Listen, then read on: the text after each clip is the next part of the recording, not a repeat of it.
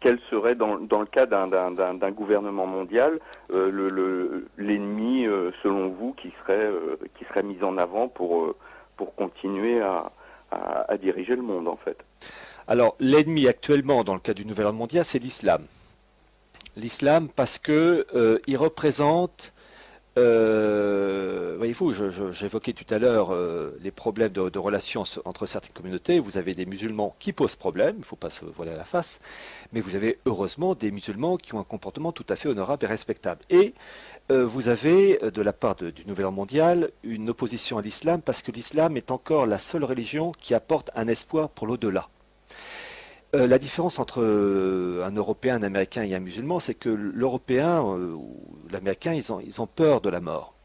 Oui. Le musulman, lui, n'a pas peur parce que la vie sur Terre n'est qu'un passage et qu'il aura, comment dire, le repos de l'âme dans l'au-delà. Et c'est une, comment dire, pour l'esprit mondialiste, c'est une concurrence qu'il ne peut pas accepter. Car le musulman va pas, ou en tout cas beaucoup moins, se focaliser sur les plaisirs matériels, sur la société de consommation.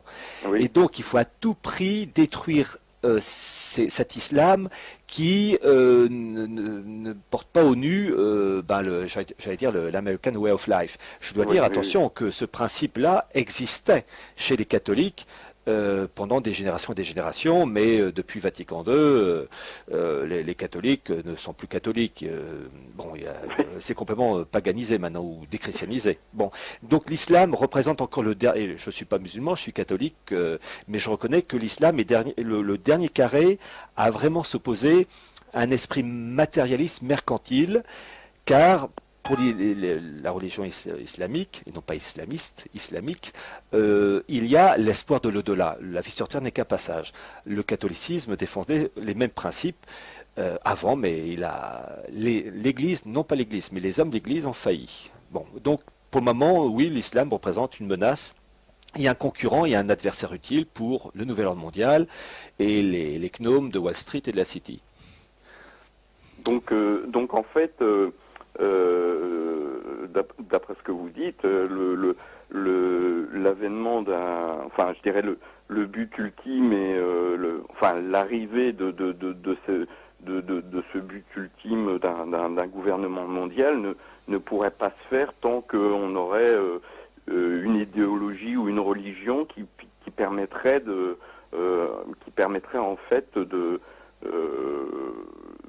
donner une autre source d'espoir à l'homme que des simples instincts matériels basiques, quoi. Disons qu'il faut, dans l'esprit mondialiste, détruire toute forme de religion donnant un espoir surnaturel. Il faut araser tout cela. Et d'ailleurs, je rappelle, vous avez, et ça c'est archi officiel, dans mon livre La marche irrésistible du nouvel ordre mondial, j'ai présenté une carte du Proche-Orient aux frontières décomposées en fonction des critères ethniques et religieux. La carte est issue d'une revue militaire américaine qui date de 2006 sous la plume de Ralph Peters.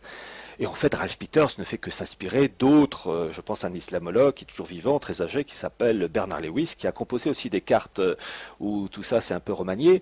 Et dans son article, donc dans cette revue de mai-juin 2006, article intitulé Frontières de sang, il dit à un moment donné qu'il faut mettre en place, et je cite son expression, un Vatican de l'islam. Parce que il dit, en gros, je résume sa pensée, il dit que l'islam est incompatible avec l'esprit actuel et donc il faut changer cet islam. Et on peut le faire qu'avec un sort de Vatican, un clergé qui, ayant l'esprit remanié, j'allais dire un Vatican II musulman, et bien ayant l'esprit remanié, on pourrait donc influencer l'islam pour le rendre adaptable à l'esprit du mondialisme.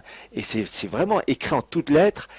Et donc, ça a moins l'avantage, c'est qu'on sait à quelle sauce on va te manger. Alors, ils ont réussi avec le catholicisme, puisque je rappelle, Vatican II, c'est en fait la bascule. Avant Vatican II, l'Église catholique disait c'est au monde de s'adapter aux principes catholiques. Après Vatican II, c'est l'Église qui doit s'adapter au nouvel ordre mondial. C'est la fameuse encyclique Pacem in Terris de Jean XXIII jusqu'à aujourd'hui Benoît XVI.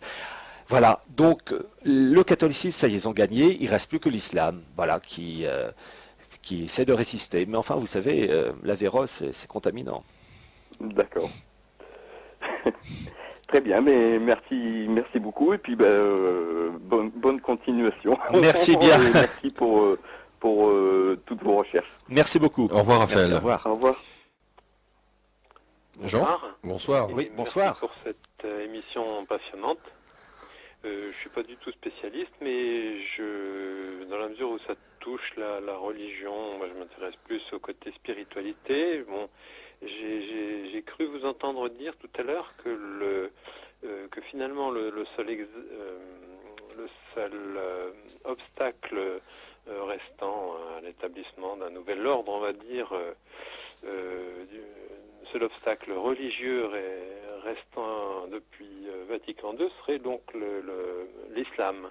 Mais bon, que faites-vous en quelques mots quand même des milliards de personnes qui ne sont pas effectivement en Europe occidentale, mais qui sont soit bouddhistes ou autres religions hindouistes qui représentent plusieurs milliards de personnes. Oui, ce sont plutôt des concepts philosophiques, philosophico-religieux. Oui. Ce ne sont pas des religions à l'état, entre guillemets, à l'état pur, style catholicisme ou judaïsme ou islam. Là, c'est plus des concepts philosophiques comme un peu Confucius. C'est plus philosophique, une manière de vivre, une manière de concevoir les choses.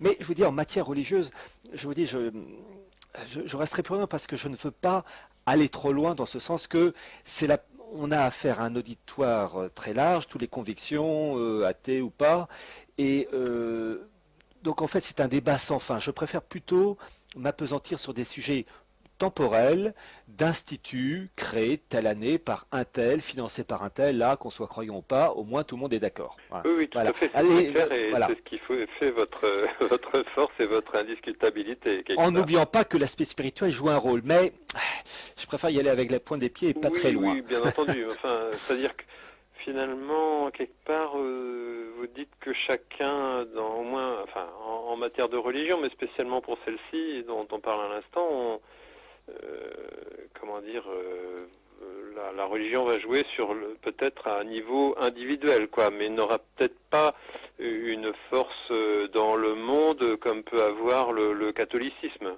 Ah, le catholicisme aujourd'hui, il est complètement délavé.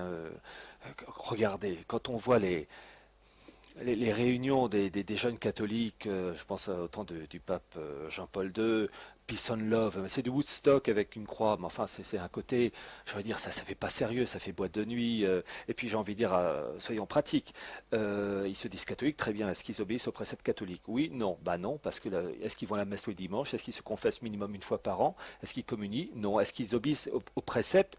Eh ben 9 cas sur 10, non. Alors ça chante, la gratte, enfin la guitare à la main, mais